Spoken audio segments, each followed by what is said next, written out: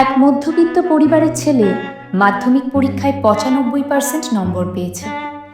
বাবা মার্কশিট হাতে নিয়ে আনন্দে চেঁচিয়ে বললেন, ওগো শুনছো, পায়েস বানাও, আমি রসগোল্লা আনছি, তোমার ছেলে মাধ্যমিকে ৯৫% নম্বর পেয়েছে। মা রান্নাঘর থেকে প্রায় দৌড়ে এসে বললেন, কি বললে, আমাকেও দেখাও। ছেলে মাঝখানে ফট করে বলে উঠল, বাবা, মাকে রেজাল্ট দেখিয়ে কি হবে? মা কি লেখাপড়া জানে? মা তো আঙুল ছাপ, নিরক্ষর, মার্কশিট পড়তেই পারবে না। মায়ের চোখ ভিজে উঠল। আঁচল ঢাকা দিয়ে রান্নাঘরে চলে গেলেন পায়েস তৈরি করতে।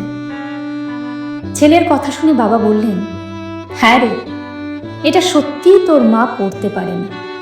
আর শোন, এটাও সত্যি যে তুই যখন তোর মায়ের গর্ভে, তখন তোর মা দুধ খেতে পছন্দ না করার সত্ত্বেও শুধু তুই যাতে সুস্থ থাকিস তাই ৯ মাস প্রতিদিন দুধ খেত শুধু তোরই জন্যে। কেননা ও নিরক্ষর ছিল। সকাল ৭টার সময় তোকে স্কুলে যেতে হবে, তাই তোর মা ভোর ৫টার সময় ঘুম থেকে উঠে তোর পছন্দের জলখাবার আর টিফিন তৈরি করত, কেননা ও নিরক্ষর ছিল। যখন তুই রাতে পড়তে পড়তে ঘুমিয়ে পড়তিস, তখন তোর মা তোর বই খাতা তোর ব্যাগে সাজিয়ে গুছিয়ে রেখে দিত, কেননা ও নিরক্ষর ছিল।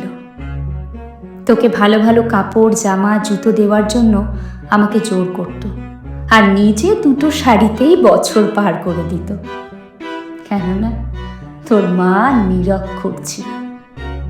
তোর মা ভালো ভালো খাবার বানিয়ে তোকে আমাকে খাইয়ে নিজে যা হোক কিছু একটা খেয়ে নিত, কেননা তোর মা নিরক্ষর ছিল। ওই কাগজের টুকরোটাতে যে নম্বর তুই পেয়েছিস তা তোর মায়েরই দান জেনে রাখিস। সেদিক থেকে ধরতে গেলে তোর মায়ের ডিগ্রি পিএইচডির ওপরে, আর তুই বলছিস নিরক্ষর। মা তোর সবচেয়ে বেশি ডিগ্রিধারী শিক্ষক। যা, মায়ের পা ধরে ক্ষমা চেয়ে আয়। ছেলে বুঝতে পারল সে কত বড় অন্যায় করেছে, মায়ের বুকে কতটা আঘাত করেছে। সে কাঁদতে কাঁদতে রান্নাঘরে ঢুকে গেল।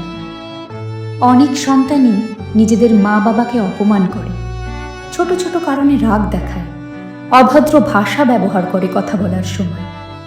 তাদের একবার ভেবে দেখা উচিত যে মা বাবারা তাদের জন্য কত কষ্ট সহ্য করেন।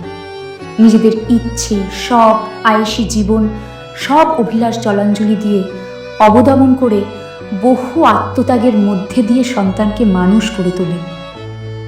সন্তান প্রতিষ্ঠিত হলে তারা কত খুশি হন।